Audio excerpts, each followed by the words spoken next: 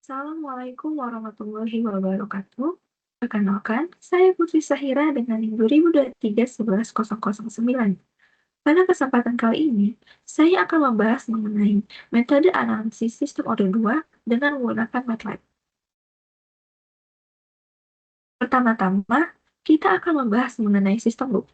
Sistem loop adalah gambar visualisasi sistem yang menjelaskan cara kerja sistem itu sendiri. Sistem loop terbagi menjadi dua, yaitu sistem loop tertutup dan sistem loop terbuka. Untuk sistem loop tertutup, ia memiliki feedback, sedangkan sistem loop terbuka tidak memiliki feedback atau umpan balik. Selanjutnya, transfer function. Transfer function atau fungsi alih adalah perbandingan antara keluaran dan masukan dalam bentuk transformasi Laplace. Transformasi Laplace adalah operasi matematika yang digunakan untuk mengubah fungsi berdomain waktu menjadi fungsi berdomain frekuensi. Berikut ini merupakan bentuk umum dari fungsi alih, yaitu keluaran per masukan. Selanjutnya kita akan membahas mengenai order, yaitu pangkat tertinggi dari suatu fungsi alih. Di sini merupakan contoh dari order 1, di mana pangkat tertinggi fungsi alihnya yaitu S. Dan ini merupakan sistem order 2, di mana pangkat tertingginya adalah S kuadrat. Pada modul ini, kita berfokus pada sistem order 2, di mana sistem order 2 sendiri dapat dianalogikan sebagai sistem pegas massa. Ini merupakan bentuk umum fungsi alihnya, yaitu 1 per M dikali S kuadrat ditambah B dikali S ditambah K, di mana M sendiri merupakan massa balok, B konstanta redaman, dan K konstanta pegas.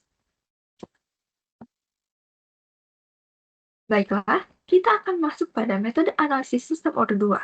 Di sini, metode analisis yang kita gunakan adalah Roots-Loftus dan juga Bode plot. Roots-Loftus sendiri merupakan metode analisa kestabilan sistem dengan parameter penguatan K. Sedangkan Bode plot adalah metode analisa kestabilan sistem dengan menggunakan dua buah kurva, yaitu kurva magnitude dan kurva fase. Pertama-tama, kita akan fokus membahas Roots-Loftus. Fungsi dari Roots-Loftus sendiri adalah analisa kestabilan sistem, desain controller, dan mengoptimalkan respons sistem.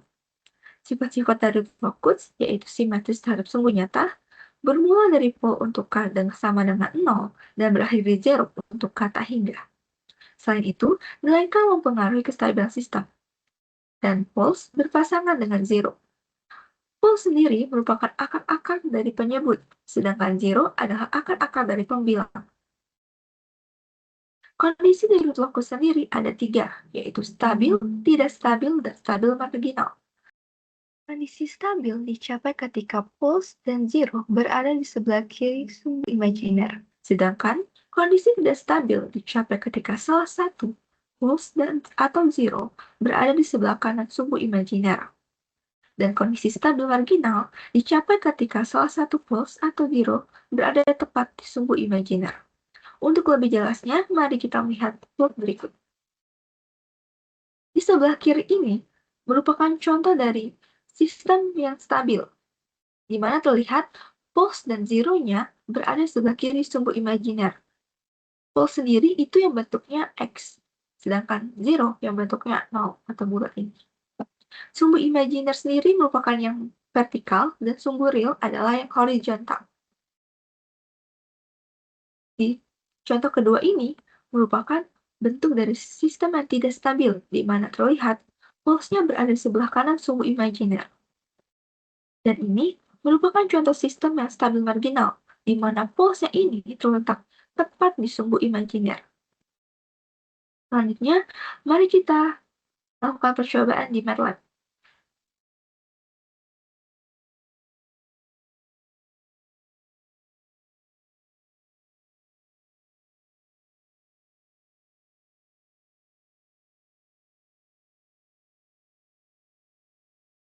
Baiklah, kita akan masuk ke percobaan Roots-Loftus. Di sini kita mulai dengan mendeklarasikan parameternya, yaitu M sama dengan 5, B sama 4, dan K sama dengan 1. Lalu kita membuat fungsi alihnya. di mana num ini merupakan pembilang dari fungsi alih dan d ini merupakan penyebut dari fungsi alih.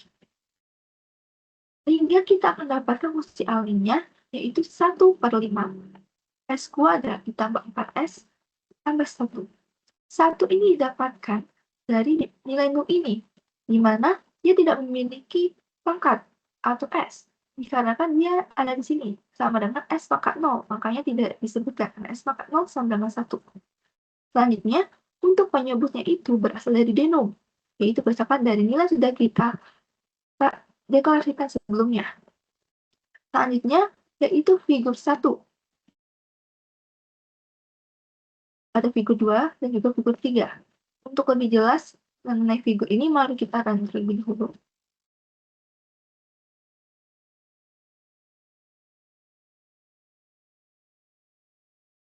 Baik, untuk figur 1 sendiri merupakan respon sistem loop terbuka, di mana terlihat bahwa kondisinya sudah stabil.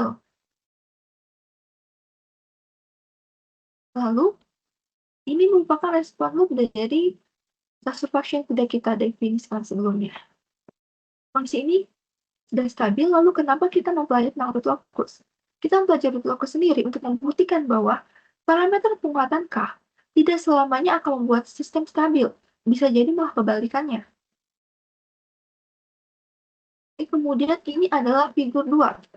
Terlihat bahwa figur 2 ini merupakan root locus system yang terdiri dari 2 poles. Dan zeronya tidak terlihat. Mengapa demikian? Ini dapat terjadi dikarenakan pole sendiri merupakan akar-akar dari penyebut. Seperti fungsi alihnya ini, di mana poles ini dapat terlihat bahwa penyebutnya ini memiliki 2 yang ada pangkatnya, yaitu 5S kuadrat tambah 4S. Sehingga posisi ini terdapat 2. Sedangkan zero tidak terlihat dikarenakan pembilangnya itu hanya 1, di mana ini tidak memiliki pangkat, atau S pangkat 0.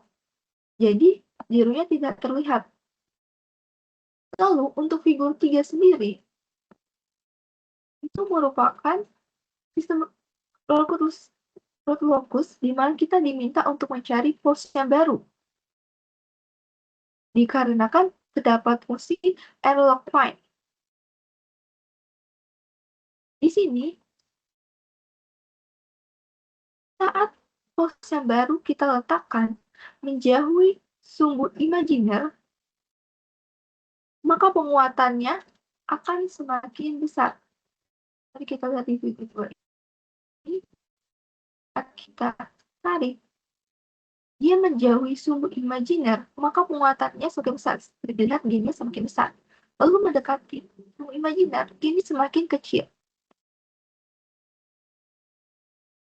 Mari kita lihat bagaimana kalau kita memberikan poles yang baru itu mendekati sumbu real, mendekati sumbu imajiner. Kita berikan di sini misalnya. Dan terjadi. Yaitu nilai akhirnya itu akan stabil di kisaran 0,495.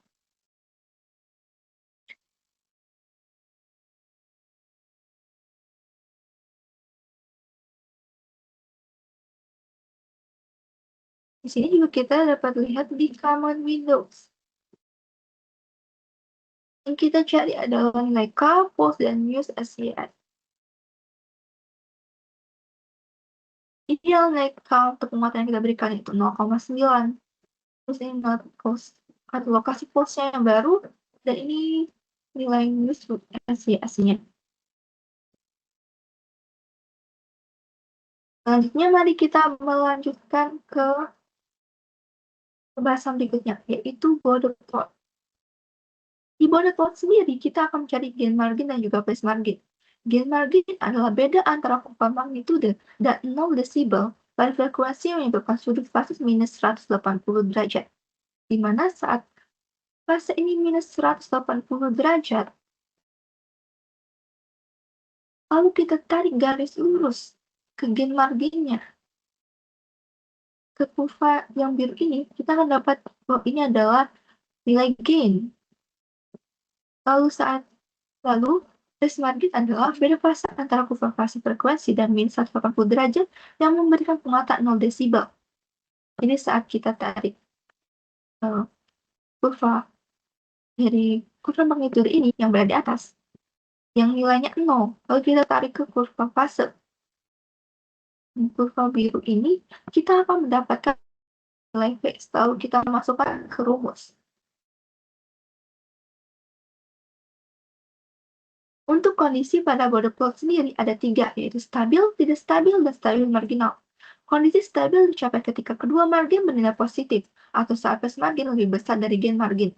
Dan kondisi tidak stabil dicapai ketika salah satu margin bernilai negatif, atau keduanya bernilai negatif, yaitu saat gain margin lebih besar dari phase margin. Dan kondisi stabil marginal dicapai ketika kedua margin bernilai 0, atau phase margin sama besar dengan gain margin. Hal ini adalah contoh dari sistem yang tidak stabil, di mana salah satu nilai terlihat ini negatif. Untuk lebih jelasnya, kita membahas di percobaan MATLAB.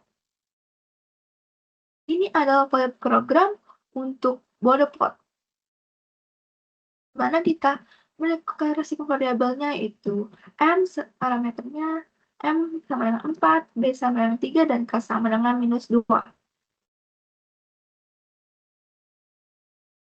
Untuk membilangnya sendiri yaitu nilai num yaitu 1, penyebut fungsi L-nya itu MBK, sehingga dapat fungsi L-nya adalah 1, 4, S, 2, ditambah 3S, minus 2.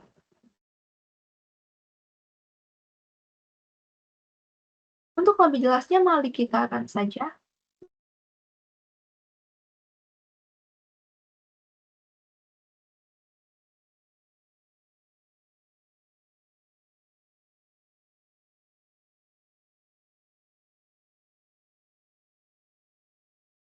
Figur pertama ini merupakan gambar di border plot diagram, di mana kita belum memberikan penguatan pada transfer function ini. Sehingga adalah kondisi awalnya. Dan ini adalah figur 2, di mana kita sudah memberikan penguatan sebesar K, yaitu 100. Bedanya border plot sama root locus sendiri, sebelumnya pada root locus itu kita menentukan pos yang baru, atau nilai K-nya kita yang menentukannya berdasarkan nilai pos baru yang kita berikan. Sedangkan pada border plot ini, kita sudah menentukan nilai K-nya pada program. Baik, di sini untuk kita akan mencari phase margin dan juga gain margin. Untuk mencari nilai dari gain margin sendiri, kita perlu tekan ini kurva yang ada kurva fase, kita tarik ke minus 180 derajat. Ini sudah mentok di minus 179 derajat, tidak masalah. Kita tarik garis ke atas. Didapatkan yang magnitudenya adalah 34. Lalu kita masukkan ke rumusnya, yaitu rumus gain margin adalah 0 dikurang dari nilai gain, yaitu 34, sehingga dapatkan minus 34 desibel.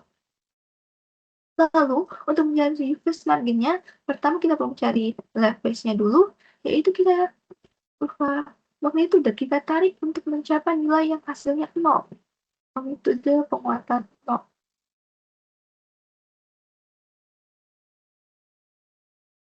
Ini saja. Lalu kita tarik ke bawah ke kurva fase yang nilainya itu ini. Didapatkan nilainya adalah minus 172 derajat. Jadi, sesuai dengan rumusnya, untuk menjadi phase margin adalah nilai fase dikurang minus 180 derajat, yaitu minus 172 dikurang minus 180 derajat, sehingga didapatkan 8 derajat. Tapi mengapa pada border plot ini terlampir bahwa nilai phase marginnya adalah 8,49 derajat? Itu dikarenakan pada MATLAB sendiri, nilai derajatnya itu telah dibulatkan, sehingga dia hanya menambah 172. Harusnya itu ya tidak 172, tapi sekitaran 171,51.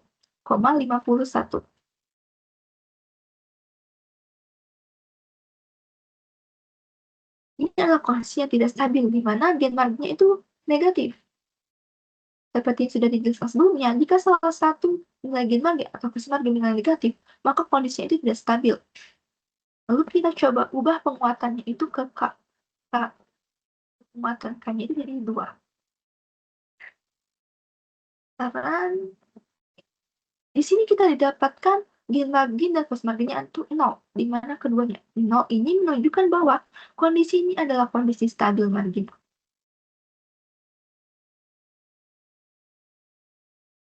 Baiklah, mungkin sekian yang dapat saya sampaikan. Terima kasih. Wassalamualaikum warahmatullahi wabarakatuh.